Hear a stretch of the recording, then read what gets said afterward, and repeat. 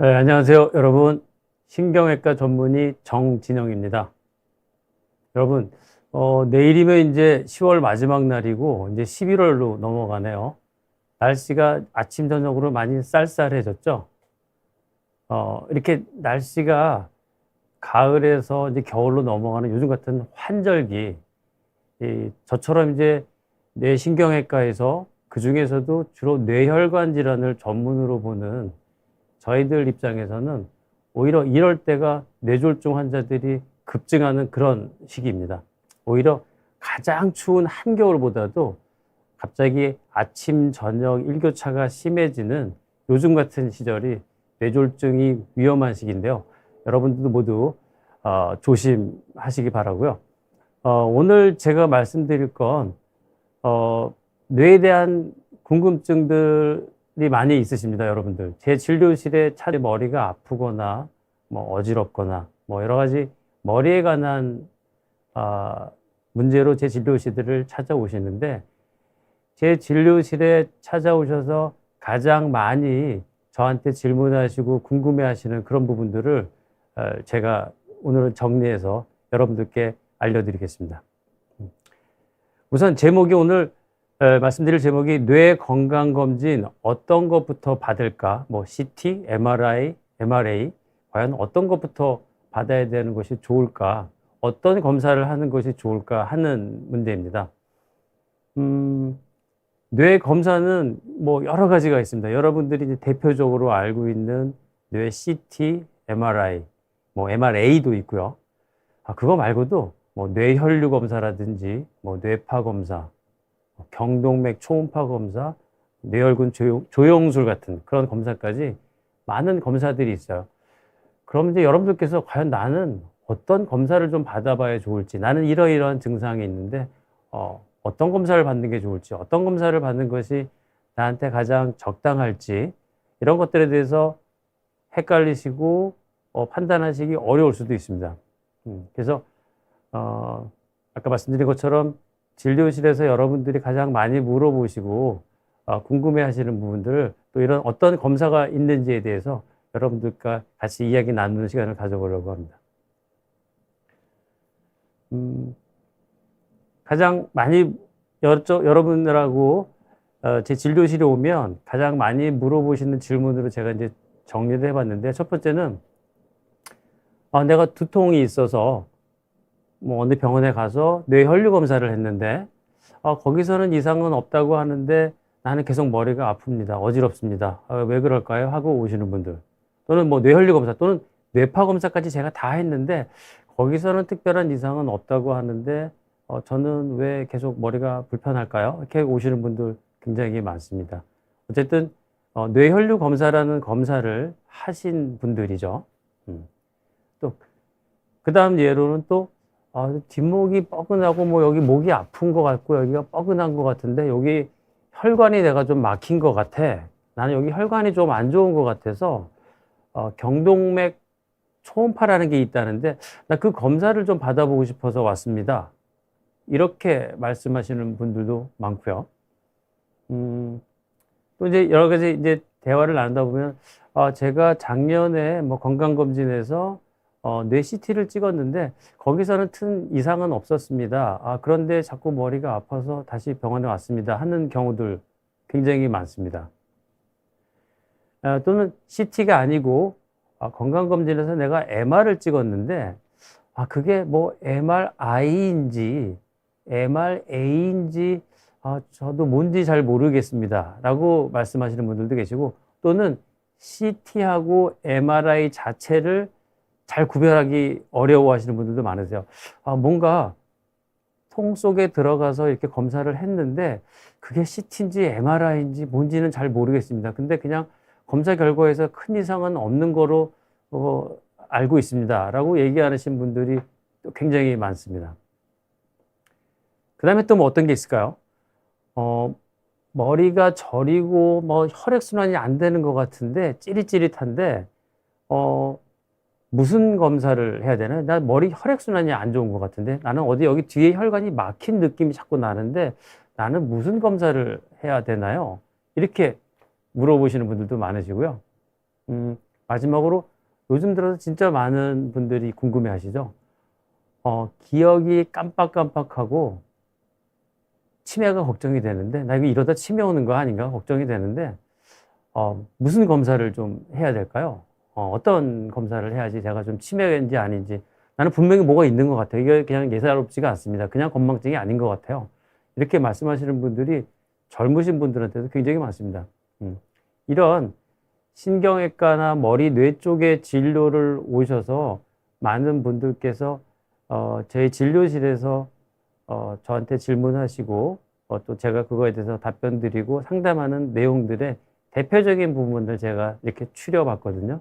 여러분들도 이런 것 중에서 몇 가지는 해당 사항이 아마 있으실 거예요. 그래서 오늘 요거 하나하나의 그 질문에 대한 제가 답을 드리면서 여러분들과 이야기를 나누겠습니다. 마치 여러분들 그냥 진료실에 오신 것처럼 편안하게 집이나 어디 뭐 사무실에서 이 영상을 혹시 보시는 분들은 편하게 진료실에 왔다고 생각하시고 궁금하신 게 있으면 댓글창에 남겨주시면 제가 또 보고 성심성의껏 답변을 드리겠습니다. 우선 뇌 검사의 종류를 먼저 말씀드리면요. 크게 뇌의 기능을 보는 검사가 있고요. 뇌 구조를 보는 검사가 있습니다.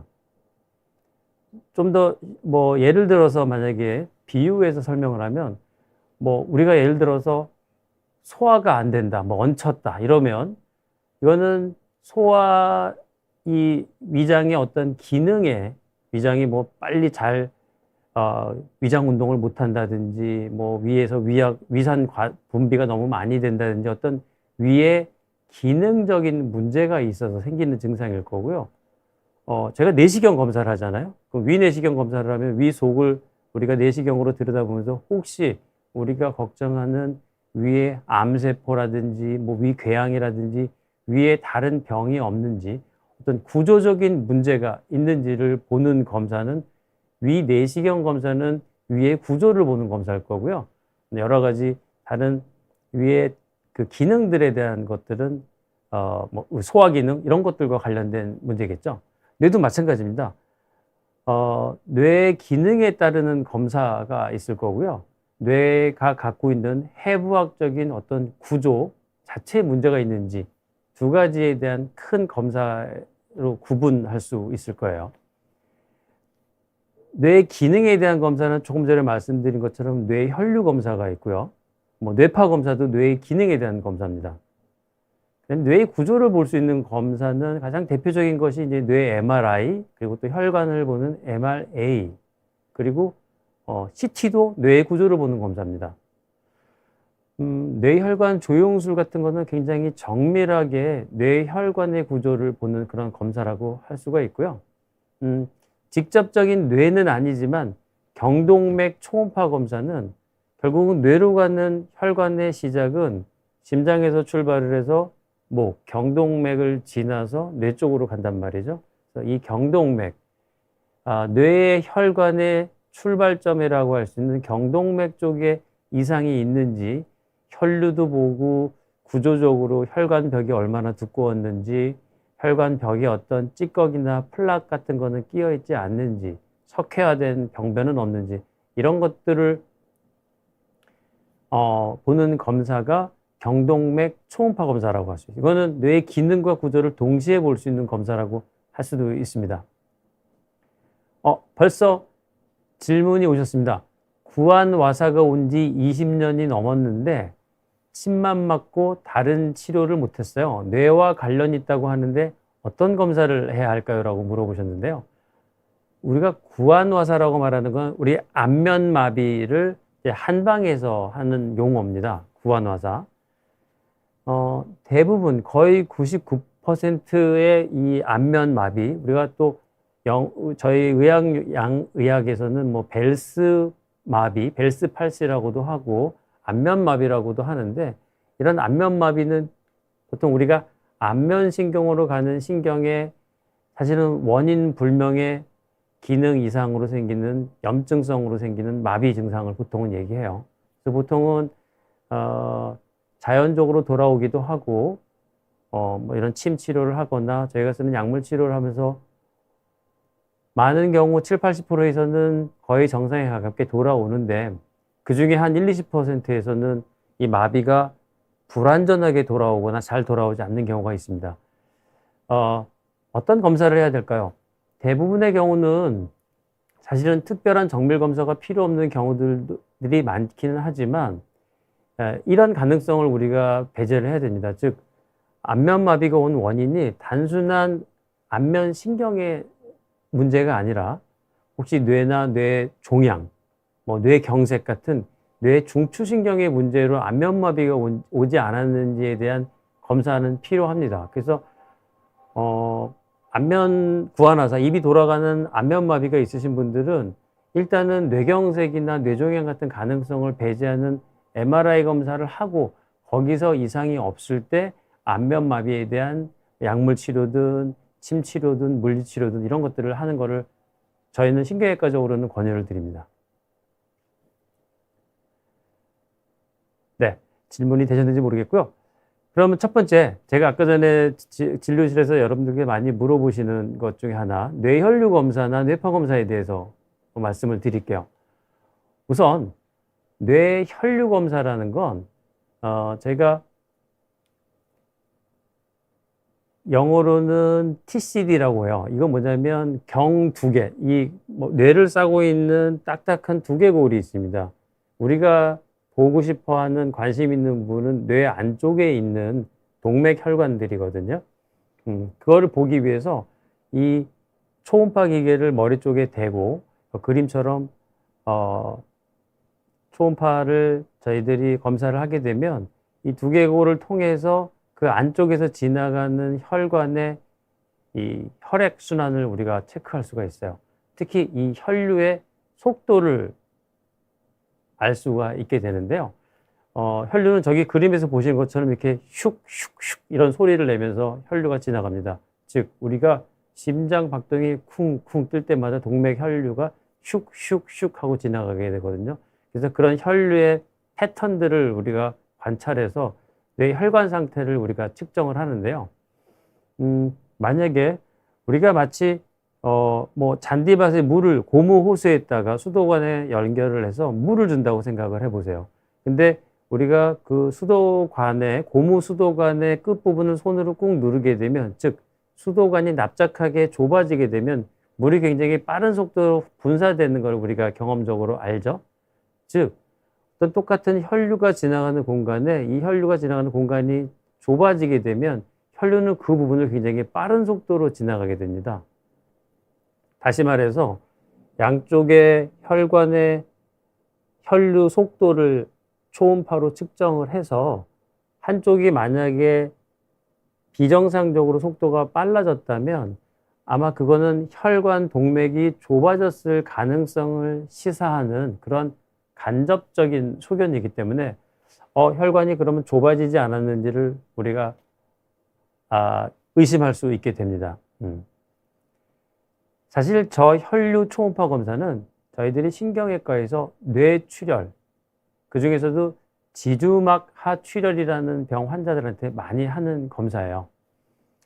지주막 하출혈이 생기게 되면 뇌출혈이 생기게 되고 2차적으로 그 출혈이 흡수가 되는 과정에서 뇌혈관이 독성 물질이 그 피가 녹으면서 나오게 됩니다. 그러면서 혈관이 수축을 하게 돼요. 혈관이 가늘어지고 좁아지게 되면 뇌 혈류 속도가 빨라지게 되거든요. 그래서 저희들이 이제 신경외과 전공의 시절에 중환자실에 뇌 지주막 하출혈 환자가 있으면 매일매일 아침마다 가서 뇌혈류 초음파를 해서 뇌혈류 속도를 측정하는 걸로 하루의 일과를 시작하고는 했습니다. 즉 그런 뇌출혈 환자한테 주로 저희들이 많이 혈관이 수축됐는지를 보는 검사이긴 한데요. 물론 두통과 연관돼서 혈액순환의 변화라든지 이런 것들이 관련 있다는 연구 논문들도 있기 때문에 두통이 있는 경우 저런 혈류를 보기 위해서 혈류 검사를 측정할 수는 있습니다. 근데 한 가지 이 두통과 혈류 속도의 관계가 직접적인 영향이 있는 경우가 많지는 않기 때문에 저 혈류 검사를 통해서 뇌혈관에 어떤 병이 있는지를 다 알 수는 없어요. 일부 정보를 우리가 얻을 수는 있지만 뇌혈관에 어떤 병이 있는지, 혈관의 어느 부위가 좁아졌는지, 얼마나 좁아졌는지 이런 것들까지를 뇌혈류 검사로 다 알 수 있지 않은 한계는 있는 검사라는 것을 아셨으면 좋겠고요. 두 번째로 뇌파 검사가 있습니다. 뇌파 검사도 마찬가지로 뇌에서는 계속 전기적인 자극이 뭐 우리가 잠을 자건 눈을 뜨건 뭐 어떤 운동을 하건 대화를 하건 계속해서 뇌에서는 일정한 전기 자극이 나오게 됩니다. 그래서 뇌파 검사는 전기 자극을 우리가 이렇게 측정하는 그런 검사고요. 주로 이제 뇌파를 측정해야 되는 가장 많은 그 적응은 우리가 이제 간질, 뇌전증이라고 하죠. 경기하는 간질 때 정상적으로 있다가 어느 날 갑자기 팍 하고 간질파가 뇌에서 나오게 됐거든요. 그런 간질파를 우리가 측정하기 위해서 뇌파 검사를 보통 하게 되죠. 두통이나 어지러움증이 뇌파와 직접적인 관련이 있는 경우가 많지는 않지만 어떤 경우는 뭐 수면 중 발작이라든지 어떤 특정한 편두통에서는 뇌파에 이상이 있는 경우도 있을 수는 있는데 사실은 뇌파라는 거는 계속 우리 심장 부정맥 같은 거죠. 그냥 계속 심장은 정상적으로 잘 규칙적으로 뛰다가 어느 순간 갑자기 부르르 하면서 불규칙하게 뛰는 게 우리 심장 부정맥인 것처럼 뇌파도 거의 대부분은 정상적으로 우리가 뛰는데 그 이상적인 비정상 뇌파가 탁 나오는 순간을 측정하기가 쉽지는 않기 때문에 뇌파 검사에서 두통이나 어지럼증의 원인을 찾기는 대부분의 경우는 쉽지는 않다는 걸 말씀드리고 싶습니다. 그래서 뇌혈류 검사나 뇌파 검사를 했는데 거기서 이상이 없다. 그게 꼭 나는 뇌에 전혀 병이 없다는 거를 100% 장담해 줄 수 있는 검사는 아니라는 걸 말씀을 드리고 싶어요.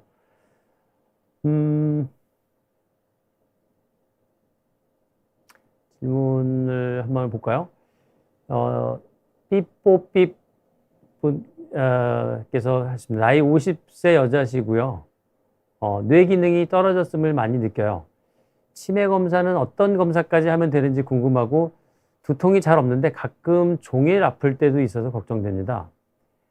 뇌 기능이 안 좋아졌다 느끼는 게 기억이 많이 안 나고 뭐 서류 정리할 때 부담될 때가 있고 뭐 이런 좀 활동을 해야지 뇌가 돌아가는 느낌이 드신다 이런 말씀 하시는데 저런 지금 한 50세 여자분 자꾸 기억력이 좀 떨어지고 서류 정리가 부담된다는 건 뭔가 집중력이 떨어졌다는 겁니다. 뭐 문서를 읽고 판단하거나 집중력이 떨어지거나 이런 것들을 느끼시는 제 외래를 찾아오시는 굉장히 많은 분들이 바로 딱 저런 증상을 가지고 많이들 오세요.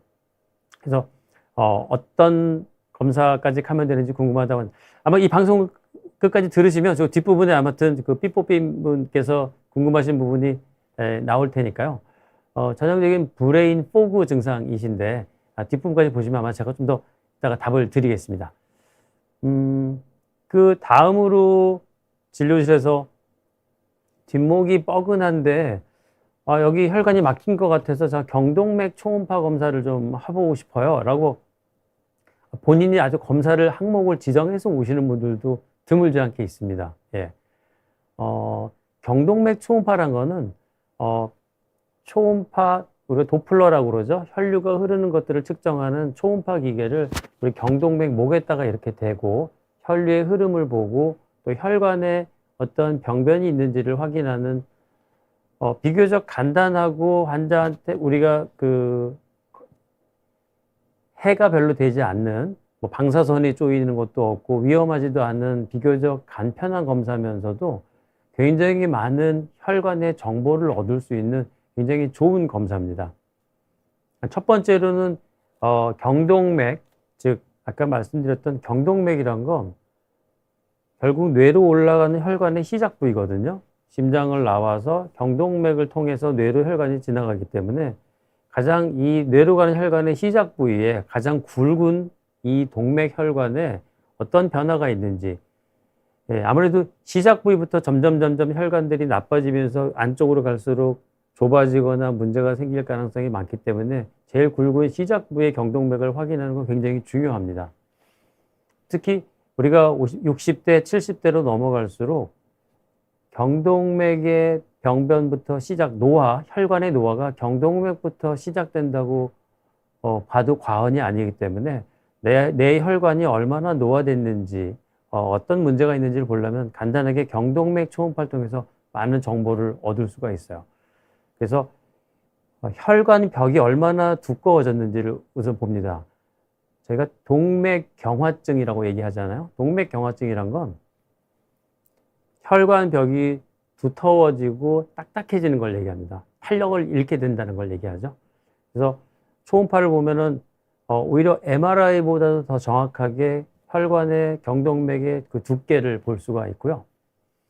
또 혈관 내부에 어떤 찌꺼기들이 끼어 있는지, 뭐 이 끼어 있는 찌꺼기의 종류가 어떤 뭐 혈전 덩어리인지 아니면 딱딱한 석회화된 그런 병변인지, 우리가 플락이라고 얘기하는 그런 병변인 건지, 그리고 좁아진 정도가 얼마나 좁아졌는지, 뭐 20%가 좁아졌는지 50%가 좁아졌는지 이런 것들을 볼 수 있는 검사입니다. 그래서 굉장히 뇌혈관의 가장 기본적인 검사라고 할 수가 있고요. 다만 경동맥이 좁아지거나 동맥경화증이 생기거나 뭐 혈관에 플락이나 혈전이 끼었다고 해서, 예, 혈관에 통증이 느끼거나 자각 증상이 생기진 않아요. 그래서 내가 이 목 쪽이나 뒷목 쪽이 불편하다고 해서 경동맥에 어떤 병이 있다는 걸 시사하는 소견은 아닌 경우들이 많고요. 또 경동맥은요, 이 목 앞쪽으로 지나갑니다. 우리가 손으로 이렇게 만져보면 이렇게 맥박이 툭툭 뛰는 걸 느끼실 수 있을 텐데요. 조금 살짝만 쿡 눌러보시면 이 뒤쪽으로 지나가는 건 경동맥이 아니고 추골동맥이라는 혈관인데요. 여기는 초음파로 잘 보기는 어려운 부위예요. 그래서 나 여기 뒷목 여기가 뭔가 혈관이 조금 뭔가 뻣뻣하고 안 좋은 것 같은데 경동맥 초음파 검사를 좀 해보고 싶어요는 조금 맞지 않는 검사겠죠. 뒷목이 불편한 거는 경동맥이 있는 부위가 일단 아니고요. 그건 경동맥 초음파를 통해서 알 수 있는 부위는 아니니까, 그 아까 전에 질문하셨던 부위, 그 질문과 검사의 대답은 딱 맞는 검사라고 할 수는 없는 겁니다.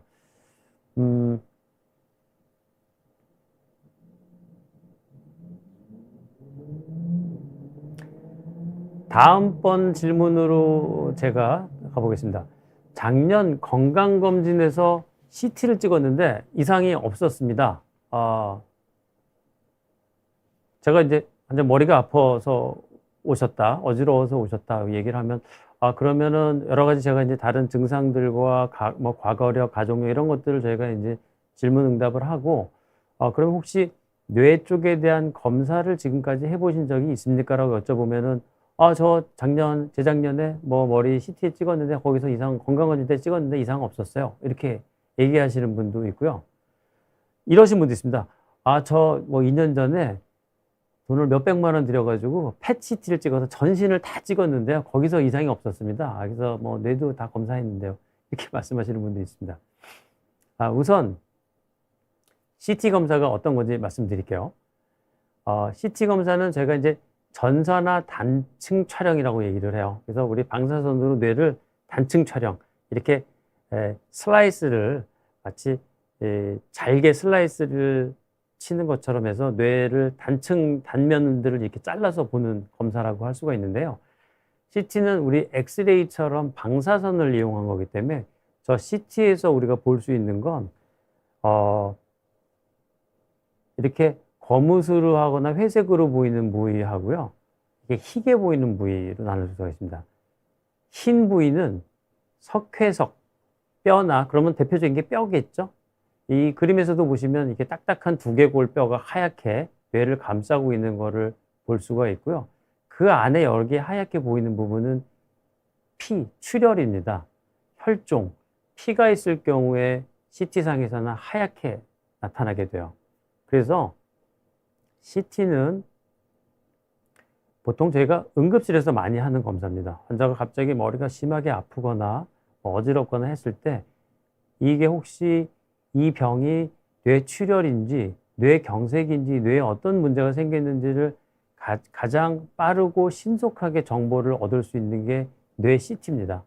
사실 요즘에는 CT 기기가 엄청 좋아져서 CT를 찍는 시간이 다만 몇 분이면 촬영할 수 있거든요. 그래서 CT로 볼 수 있는 건 이런 뇌출혈의 여부를 볼 수 있다는 거예요. 물론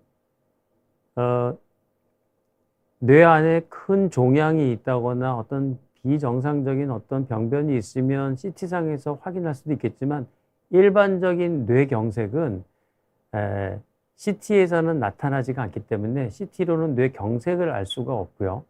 또 이 뇌세포의 미세한 어떤 변화, 미세혈관의 병이라든지 이런 것들을 보는 데는 한계가 있습니다. 무엇보다도 그냥 CT만 찍었을 경우에는 뇌 혈관 상태에 대해서는 우리가 볼 수가 없는 거예요. CT 중에서 CTA, A라는 거는 엔지오그래피라는 혈관 조영술의 약자입니다. A라는 거는요. 그래서 MRA나 CTA에 붙는 A는 혈관을 검사를 한다는 얘기입니다. 그래서 CT로도 뇌혈관을 검사를 할 수가 있습니다. 더군다나 요즘에 CT 기기가 많이 좋아졌기 때문에 굉장히 좋은 화질을 얻을 수도 있는데요. 대신 CTA를 찍어서 뇌혈관을 보는 검사할 때는 조영제 약물을 주사를 맞고 CTA를 찍게 되면 뇌혈관도 보는 검사를 할 수가 있기는 있는데요. 하지만 여러분들이 보통 일반적으로 받는 건강검진에서 우리가 선택을 해서 찍게 되는 그 CT는 혈관 조영술까지 하지는 않고요. 그냥 뇌만 찍는 일반 CT가 거의 대부분이기 때문에 그냥 CT만 찍는다는 거는 저렇게 뇌출혈 같은 아주 위중한 병이 있는 경우가 아닌 일반적인 상황에서는 그렇게 생각보다 많은 정보를 얻을 수가 없습니다. 특히 우리가 가장 걱정하는 뭐 뇌혈관 질환, 혈관이 좁아지거나 혈관이 늘어나거나 뭐 동맥류가 있는지 이런 것들에 대해서는 알 수가 없고요. 뭐 과거에 뇌경색이 지나간 흔적이라든지 뭐 앞으로 생길 뇌졸중의 위험성, 치매의 위험성 이런 것들을 정보를 얻기에는 한계가 있기 때문에 CT 검사는 그 뇌 상태에 대해서 얻을 수 있는 정보가 굉장히 제한적이라는 것. 즉 그냥 건강검진이나 뇌에 대해서 궁금해서 찍는 검사로는 CT는 많은 한계가 있는 검사라는 걸 말씀드리고 싶어요. 그래서 저는 건강검진 항목에서 그냥 CT 검사를 하는 거에 대해서는 정말 추천드리지 않습니다. 그냥 차라리 찍는다면은 저희가 MRI 검사를 해보시는 걸 권유를 드리고요. CT에 이상이 난 없었다는 게 나는 뇌에 병이 없었다는 거 절대로 생각하시면 안 된다는 걸 꼭 말씀드리고 싶습니다. 도토리님께서 질문을 주셨어요. CT를 찍었을 때 원래는 선명한 검은색으로 나타나야 되는 공간이 안개 낀 것처럼 흐리게 나오는 이유가 뭘까요? CT에서 이게 흐리게 나오거나 좀 흰색에 가깝게 나온다는 것은 어떤 뭔가 출혈성 경향이 있다는 것들을 보일 수 있기 때문에 저런 부분에 있어서는 만약에 다른 미세한 출혈이나 이런 여부들을 확인하기 위해서 추가 정밀 검사, MRI 같은 정밀 검사를 해보시는 것을 권유를 드립니다. 물론 전문의가 CT를 정확히 판독을 하고 추가 검사가 필요한지 여부를 결정을 해야 되겠죠. 진달래님께서 질문을 또 하셨습니다. 안녕하세요. 저는 뒤통수가 자주 아프고 어지럼도 있는 것 같아요. 4년 전에 CT, MRI 찍었는데 아무 이상 없다네요. 이석증, 이명도 좀 있고요. 이석증이란 거는 아마 어지러움을 말씀하시는 거고요. 이명은 귀에서 비정상적인 소리가 들리는 거를 말씀을 해주시는 것 같습니다. 그리고 작은 아빠님도 질문을 주셨는데요. MRI상 이상이 없으면 MRA는 찍을 필요 없는가요? 네, 너무 좋은 질문을 해주셨는데요. 제가 다음에 설명드릴 내용이 바로 그 부분입니다. MRI에 대한 부분이에요. 건강검진에서 MR을 찍었는데 아까 말씀드린 것처럼 그게 MRI인지 A인지 잘 모르겠다. 또는 MRI는 이상이 없는데 굳이 MRA까지 찍어야 됩니까? 반대도 있습니다. 나 건강검진에서 MRA를 찍었는데 이상이 없대요. 근데 MRI도 굳이 찍어야 됩니까? 라고 말씀하시는 분들이 굉장히 많습니다. 그리고 MRI가 도대체 뭐고 A가 도대체 뭡니까? 두 개를 꼭 다 찍어야 됩니까? 이렇게 말씀하시는 분들이 오늘 저도 외래 오전에 진료 보는데 뭐 한 3-4분은 그렇게 똑같은 질문을 저한테 하시는 것 같아요. 이렇습니다. MRI라는 거는 뇌에 있는 조직, 말 그대로 뇌에 있는 그냥 살을 보는 거예요. 여기 왼쪽에 있는 것이 MRI입니다. 여기 보시면 이렇게 까맣게 보이는 이런 점들은 뇌졸중이 지나간 흔적들을 나타내는 거고요. 이렇게 희게 보이는 분들은 미세혈관에 어떤 병이 있다는 것을 보여줍니다. 굉장히 뇌의 주름까지 너무너무 선명하게 잘 보여주죠. 이게 CT보다는 MRI가 비교할 수 없이 많은 정보를 우리가 얻을 수 있다는 걸 보여주는 거고요.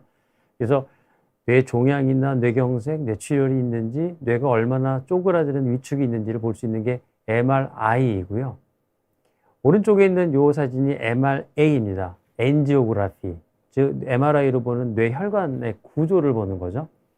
이거는 뇌에 있는 살을 다 걷어내고 마치 우리가 생선이 있으면 생선 살을 다 발라내고 뼈만 남게 되잖아요. 마치 그것처럼 뇌에 있는 뇌조직을 다 걷어내고 오직 혈관만을 출연해서 본 검사가 MRA 검사예요. 그럼 MRA로 보면 이렇게 지금 그림처럼 뭐 혈관이 좁아지고 막혔는지를 본다든지, 반대로 또 혈관이 이렇게 부풀어져 있는 동맥류나 꽈리 같은 게 있는지 이런 것들을 볼 수가 있고요. 여러 가지 뇌혈관 질환들을 우리가 확인할 수가 있습니다. 그러면 MRI를 찍어야 될까요? MRA를 찍어야 될까요? 답은 두 가지를 다 찍어야 됩니다. 당연히 뭐 뇌가 머리가 아프거나 할 때 머리에 다른 종양은 없는지, 머리에 물이 찬 건 없는지, 뭐 뇌졸중의 흔적은 없는지 이런 것들을 우리가 확인하기 위해서 MRI를 찍어봐야 되는 건 맞고요. 뇌 종양이나 그런 뇌염증보다도 더 흔한 거는 뇌혈관 질환이죠. 우리가 암, 뇌졸중, 심장병 이 3가지가 3대 질환이라고 얘기하는 것처럼 뇌에 생기는 가장 많은 병들은 뭐 뇌 종양보다는 뇌혈관 질환이 많기 때문에 혈관에 대한 검사가 반드시 필요합니다. 그래서 건강검진을 하시는 분들을 보면 대부분 이 2가지 중에서 한 가지만 찍는 경우들이 거의 대부분인 것 같아요. 그래서 반드시 본인이 하신 검사가 MRI인지 A인지를 확인을 꼭 하시는 게 중요하고요. 만약에 그게 그 2가지 중에 하나만 되어 있다면 뇌에 대한 검사는 한 50% 반쪽만 되어 있다고 생각하시면 될 것 같습니다. 보시는 것처럼 MRI로 보면 이게 뇌경색 소견입니다. 여기서 보이는 하얗게 보이는 이런 점이 이 환자분은 그냥 얼굴이 이렇게 약간 감각이 좀 저하된 것 같다, 여기가 마취한 것처럼 여기가 좀 저리는 것 같다, 이런 정도 증상을 오셨어요. 마비도 없으시고 우리가 소위 말하는 뇌졸중 전조 증상, 막 말이 어눌해지거나 뭐 이런 증상이 전혀 없으셨는데 MRI를 찍어보니까 여기 시상하부 쪽에 뇌경색 소견이 있었습니다. 이것 때문에 안면 감각이 좀 이상하셨던 거죠. 만약에 이 환자가 CT를 찍었으면 저 병은 발견할 수가 없습니다. 뇌경색이 물론 한참 지나가서 뇌세포가 다 괴사가 진행된 다음에는 뇌세포가 까맣게 죽기 때문에 CT를 찍어도 뇌경색을 볼 수 있는데요. 저렇게 급성기 때의 뇌경색은 CT로는 알 수 없기 때문에 이것이 CT보다 MRI가 더 우월하고 검사로서 효용성이 많은 이유가 바로 이런 예고요. 두 번째는 뇌 종양입니다. 종양 같은 경우도 CT에서는 잘 보이지 않는 작은 종양도 MRI로는 확인할 수가 있고요. 또 한 가지, 아까 전에 처음 질문 주신 분처럼 뭐 기억력이 떨어지고 치매가 걱정될 경우에 뇌가 얼마나 위축이 됐는지, 즉 뇌가 얼마나 쪼그라들었는지, 또 뇌가 얼마나 이런 뇌세포가 미세 혈관들이 막히거나 이런 걸로 인해서 2차적인 변화가 생겼는지, 즉 얼굴이 우리가 똑같은 나이라 하더라도 어떤 분들은 주름살이 많고 주근깨도 많고 피부가 안 좋으신 분도 계시고 아주 피부가 주름도 없고 팽팽하신 분도 있잖아요. 뇌도 그렇습니다. MRI를 찍어보면 이게 아주 팽팽한 뇌인지 쭈글쭈글하고 뭐 이렇게 상처도 많이 난 그런 뇌인지를 우리가 확인할 수가 있어요. 제가 가끔 환자분들께 그런 말씀을 제가 드리는데요. 그 뇌 MRI라는 건 마치 우리 뇌 블랙박스 같다 이런 말씀을 제가 드려요. 뭐 우리가 블랙박스라는 게 뭐 만약에 뭐 비행기 사고가 나거나 어떤 교통사고가 나게 되면 블랙박스를 수거해서 그 블랙박스에 생기는 정보들을 우리가 다시 그 검사를 해보잖아요. 뇌 MRI를 찍어보면 요즘 MRI 굉장히 그 기능이 좋아졌기 때문에 그동안 뇌가 살아왔던 역사가 다 기록이 되어 있습니다. 즉 과거에 옛날에 뇌를 다쳤던 흔적, 뭐 뇌가 옛날에 뇌졸중 혈관이 하나가 막혔던 흔적, 뭐 술을 많이 드셔가지고 뇌가 알코올성으로 변성이 왔는지 모든 것들에 대해서 뇌경색이 지나갔는지 몇 번이 지나갔는지 뇌출혈이 지나갔는지 모든 역사를 10년 전에 벌어졌던 사고 바로 오늘 아침에 생긴 뇌경색까지 다 모든 정보들을 MRI를 보면 다 우리가 읽어낼 수가 있어요. 그래서 정말 MRI라는 건 뇌의 블랙박스 같다. 네, 이렇게 말씀드릴 수가 있습니다.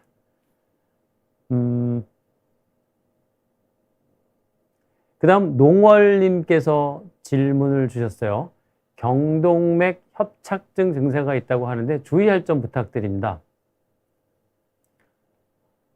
그리고 혜수님께서 질문하셨어요. 80대신 아버지 교통사고 머리 왼쪽을 세게 부딪히셨고 몇 달 후에 찌릿한 통증이 있어 없어지고 하는데 MRI를 찍어보는 게 좋을까요? 두 가지 질문을 주셨는데요. 그 질문 제가 답변을 드리면 경동맥 협착증은 제가 경동맥에 대한 부분이 또 다음 제가 말씀드릴 부분인데요.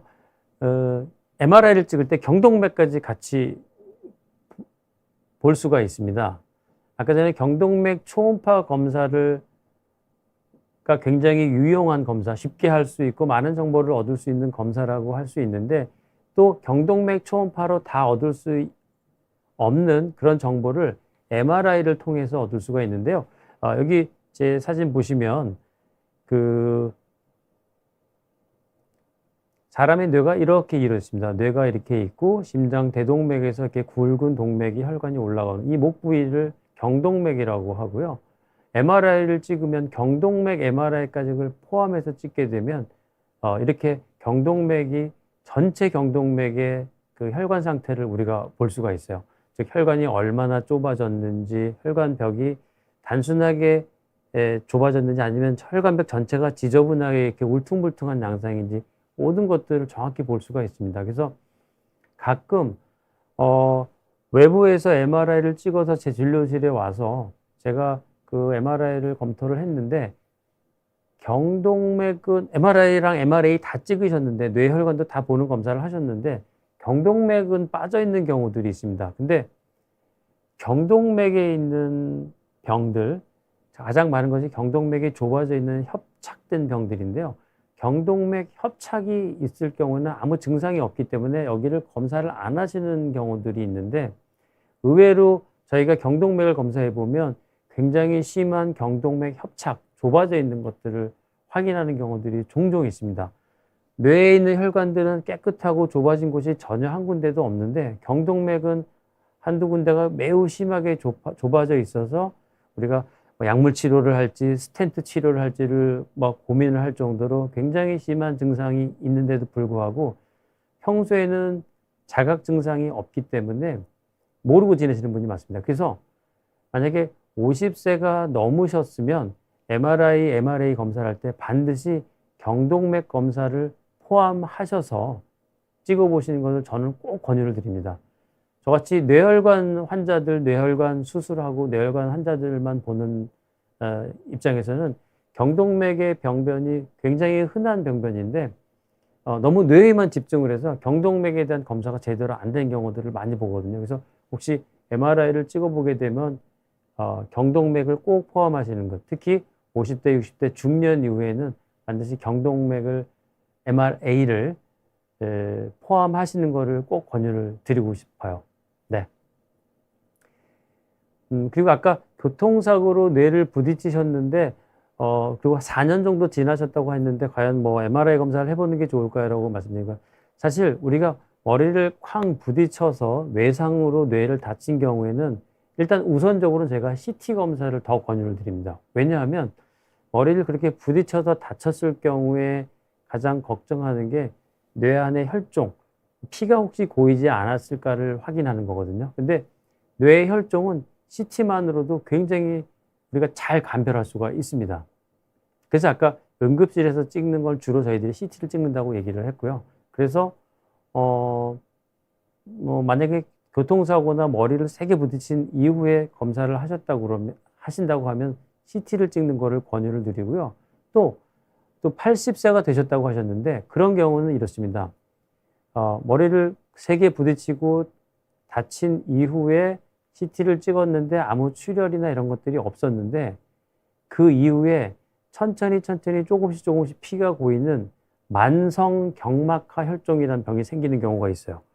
그런 경우에는 나중에 한 달 뒤에 CT를 찍어보거나 MRI를 찍어보면 처음에 다치자마자 찍었을 때는 없던 혈종이 뒤늦게 발견되는 경우들이 있거든요. 그래서 특히 연세가 많으신 분들은 뇌가 이렇게 자연적으로 노화에 따르는 위축, 쪼그라드는 증상이 있어서 빈 공간이 많습니다. 즉 피가 고일 가능성이 더 높기 때문에 만약에 머리를 다치시고 시간이 좀 상당히 지났음에도 불구하고 두통이 있거나 증상이 있으면 CT나 MRI 검사 같은 거를 해보시는 거를 권유를 드립니다.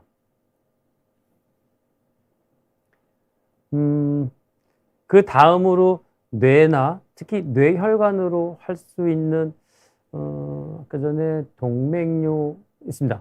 네, 썸머 헤이즈 분이 질문을 하셨는데요. 건강검진에서 MRA를 했더니 동맥류가 2개 나왔어요. 1년 반에 한 번씩 추적 검사하는 걸로 했습니다. 커질까봐 무서워요라고 질문하신 분이 있습니다. 건강검진에서 MRI 했더니 동맥류가 발견되는 경우들이 어떻게 보면 저희 동맥류가 발견되는 가장 흔한 그런 상황이기도 해요. 왜냐하면 동맥류 자체는 전혀 증상이 없기 때문에 우연히 건강검진에서 많이 발견되게 됩니다. 왜냐하면 동맥류의 우리가 유병률이라고 그러죠. 100명에 2명에서 3명 정도, 특히 우리 아시아 쪽에는 조금 더 많다고 그래서 저희 교과서적으로는 그냥 한 3%, 100명에 3명 정도는 머리 동맥류를 갖고 있다고 해요. 그게 과연 크기가 얼마나 큰지 위치가 어딘지에 따라서 의미가 조금씩 다르긴 하지만 그래서 동맥류가 나오게 되면 지금 제가 설명드린 게 뇌혈관 조영술을 하기도 합니다. 제가 여기 준비된 사진 보시면 MRI에서 검사에서 나온 동맥류에 대해서 우리가 좀 더 정확한 정보를 얻을 필요가 있다고 판단되면 저희가 정밀 검사로 뇌혈관 조영술이라는 검사를 하는데요. 그 조영술 검사는 이렇습니다. 다리에 있는 굵은 다리 동맥을 통해서 허벅지에 있는 동맥을 통해서 아주 미세한 관을 경동맥, 뇌혈관 입구까지 올린 다음에 그 관을 통해서 조영제 약물을 주입을 해서 여기 그림에 보시는 것처럼 정확하게 뇌혈관의 직접적인 모습을 우리가 정보를 얻을 수가 있어요. MRI가 물론 굉장히 정밀 검사이긴 하지만 MRI도 결국은 자기장에 의해서 뇌혈관의 그림자를 비춰보는 거라고 할 수는 있는데요. 그래서 MRA의 정확도가 80~90%라고 하면 뇌혈관 조영술은 100%라고 할 수 있으니까 가장 뇌혈관으로 할 수 있는 정밀 검사라고 할 수 있습니다. 그래서 저런 필요하면 전문의가 판단해서 저런 검사까지 필요한 동맥류라고 하면 저런 조영술 검사를까지 하게 될 거고요. 그러면 좀 더 저 동맥류의 크기, 위치, 어떤 다른 주변 혈관과의 해부학적인 관계를 보고 이게 치료를 필요할지 아니면 조금 천천히 치료할지 아니면 지금 아까 질문 주신 것처럼 1년에 한 번씩, 2년에 한 번씩 정기적으로 MRI를 통해서 추적 검사를 할지 이런 것들을 판단하게 될 겁니다. 그 다음 마지막 질문 하나, 가장 많이 하신 질문 중에 하나입니다. 기억이 너무 깜빡깜빡하고 치매가 걱정되는데 무슨 검사를 해야 하나요? 라고 아까 전에 여기 질문도 오셨었는데요. 또 이렇게도 많이 물어보세요. MRI 검사하면 치매도 다 알 수 있는 거죠? 치매 알 수 있는 겁니까? 뭐 이렇게 질문하시는 분들 굉장히 많아요. 치매, 가장 뭐 혈관성 치매도 있지만 대표적인 건 우리가 알츠하이머 치매라는 걸 우리가 그냥 치매의 대명사라고 할 수 있어요. 이 알츠하이머 치매란 건 어떤 병이냐면 뇌에 베타 아밀로이드라는 비정상적인 단백질이 이렇게 털락이라고 그러죠. 뇌에 이렇게 끼게 되는 겁니다. 뇌에 자꾸 침착이 되고 끼면서 이 비정상 단백질에서 독성 물질을 자꾸 내면서 뇌세포, 뇌신경세포를 점점 죽게 만드는 거예요. 그러니까 뇌세포, 신경세포가 특히 죽게 되니까 점점 뇌도 쪼그라들고 기억력, 다른 기타 등등의 인지 능력이 천천히 조금씩 감소하고 떨어지게 되는 거거든요. 그래서 일단 이 치매는 우리가 MRI로만 100% 진단하지는 않습니다. 왜냐하면 두 가지입니다. 아까 전에 말씀드린 뇌의 기능적인 부분들을 봐야 되고요. 또 뇌의 구조적인 부분들을 봐야 되는 거예요. MRI를 찍어서 우리가 얻을 수 있는 정보는 왼쪽에 보이는 게 정상적인 뇌예요. 뇌가 이렇게 두개골 안에 꽉 차 있는 뇌를 볼 수 있고요. 뇌가 많이 쪼그라들고 위축된 뇌는 보시는 것처럼 이렇게 하얗게 빈 공간이, 그러니까 뇌 척수액이 있는 물이 있는 공간인데요. 뇌가 쪼그라드는 빈 공간이 이렇게 MRI상에서 볼 수가 있습니다. 그러면 뇌가 많이 위축이 됐으니까 기억력이 좀 떨어지거나 치매 위험성이 높구나 하는 걸 우리가 MRI 이미지를 통해서 알 수가 있고요. 또 이런 정상적인 깨끗한 뇌가 아니라 뇌가 많이 위축되면서 이 주변에 하얀 이런 백질 변성이라고 그래서 미세한 혈관들이 막힘으로 인해서 결국은 이 하얀 자리도 뇌세포가 죽은 자리라고 볼 수 있거든요. 이런 것들을 이미지로 확인할 수가 있습니다. 또 진짜 그냥 치매만으로 기억력이 떨어진 게 아니라 뇌에 뭐 종양이 있다든지 뇌에 어떤 부종이 있어서 또는 뇌에 물이 차서 기억력이 떨어져서 마치 겉으로 보기엔 나이가 드셔서 그냥 기억력이 점점 치매가 오는 걸로 우리가 생각될 수 있는데 MRI를 찍어보면 그런 2차적인 다른 병변은 없는지를 일단 가능성 배제해야 되니까 당연히 치매 검사에 대해서 뇌 MRI 영상 검사는 필수적인 검사라고 할 수가 있고요.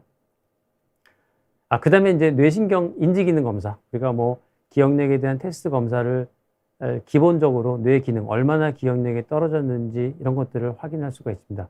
그 다음에 피 검사를 하면 아까 말씀드린 알츠하이머를 유발시키는 이 범인이 되는 물질이 바로 이 베타 아밀로이드라고 했잖아요. 이런 베타 아밀로이드라는 거는 치매가 발생하기 10년 전부터 이미 뇌에 자꾸 축적이 된다고 되어 있어요. 그래서 이미 치매 증상이 나타났을 때는 이미 뇌세포의 괴사가 많이 진행이 됐다고 볼 수가 있는 거죠. 그래서 치매는 조기 발견이 무엇보다 중요합니다.